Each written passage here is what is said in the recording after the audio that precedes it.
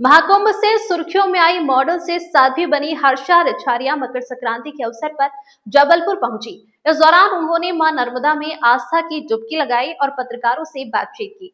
हर्षा रिछारिया ने कहा कि जिन धर्म गुरुओं के दर्शन और आशीर्वाद के लिए लोग उत्सुक रहते हैं, वही जब किसी महिला के विरोध में खड़े हो जाते हैं तो एक अकेली लड़की कितना संघर्ष कर पाएगी। उन्होंने कहा कि धर्म की राह पर चलने से पहले गैर धर्म से नहीं बल्कि अपने ही धर्म के ठेकेदारों से लड़ना पड़ता है। उन्होंने पीड़ा व्यक्त करते हुए कहा कि धर्म के मार्ग पर आगे बढ़ने वाली महिलाओं को संदेह की नजर से देखा जाता है। एक वर्ष में उन्होंने कई कठिन परीक्षाएं दी और सबको समझाने का प्रयास किया, लेकिन अब वे इस संघर्ष को विराम देकर अपने पुराने कार्य एक्टिंग और मॉडलिंग में लौट रही हैं। साध्वी बनने पर उठे सवालों पर उन्होंने कहा कि जिन लोगों को संदेह है वे उनका अकाउंट देखकर सच्चाई जान सकते हैं। देखिए, सनातन धर्म कोई तब तक नहीं अपना सकता जब तक सनातन धर्म उस व्यक्ति को ना अपनाए। जब तक धर्म उस व्यक्ति को ना अपनाए, तो मैंने धर्म नहीं अपनाया, धर्म ने मुझे अपनाया है। कि मुझे लगता है मैं बहुत सौभाग्यशाली हूँ कि मेरा जन्म इस धर्म में हुआ है। लेकिन अब रही बात इसको छोड़ने की या इस रास्ते से हटने की, मैं अपने धर्म को नहीं छोड़ सकती क्योंकि मैं बहुत गौरवान्वित हूँ कि मेरा इस धर्म में जन्म हुआ है। लेकिन रही बात खुल के उसका प्रचार करने की, जो मैं कर रही थी पिछले 1-1.5 साल से, वो अब मैं उसको यही विराम दूंगी। क्योंकि जिन धर्म गुरुओं का हम एक झलक पाना चाहते हैं, जिनके एक झलक पाने को हम अपना सौभाग्य समझते हैं, अपनी किस्मत समझते हैं, उनका आशीर्वाद लेने को अपनी किस्मत समझते हैं, वही अगर कुछ धर्म गुरु एक लड़की के विरोध में खड़े हो जाएं और वो भी लगातार 1 साल तक विरोध करते रहें, तो मैं अकेली कितनी कब तक लड़ूंगी। और सबसे बड़ी बात पता है क्या है कि हमारे धर्म की ये खासियत है कि जब हम धर्म के विषय में बात करना शुरू करते हैं ना, तो गैर धर्मों से पहले हमें खुद के धर्मों के लोग से ही लड़ना पड़ता है। उन्हीं के सवालों का जवाब देना पड़ता है, उन्हीं के पूरे शक को क्लियर करना पड़ता है कि नहीं भाई ऐसा नहीं ऐसा है।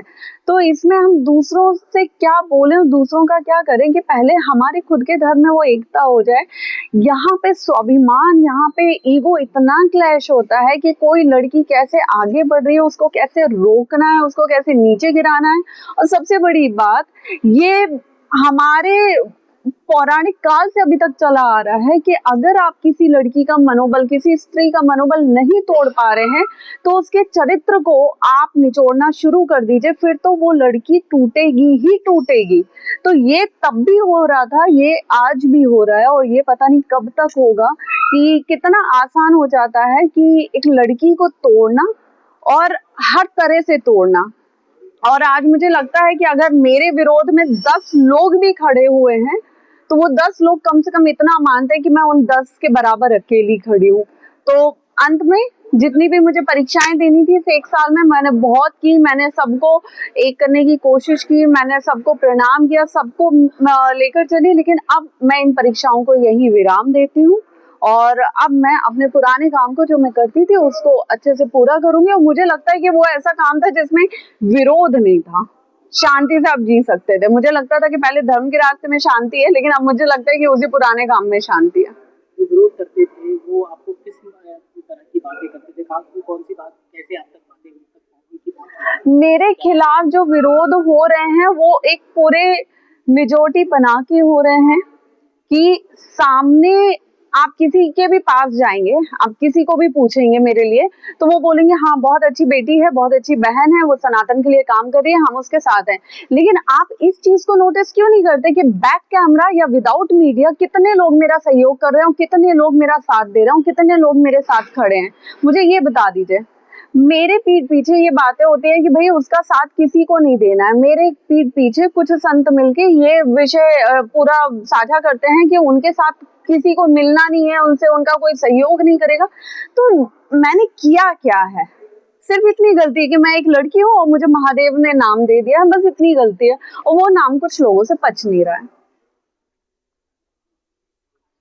कब से आप मान लें वापस जो है ग्लैमर की दुनिया में? 18 तारीख को मौनी अमावस्या के दिन माघ मेला प्रयागराज में मैं अपना स्नान करूंगी, उसके बाद मैं हर हर महादेव बोल दूंगी। पुनर्विचार का कोई ऑप्शन नहीं है?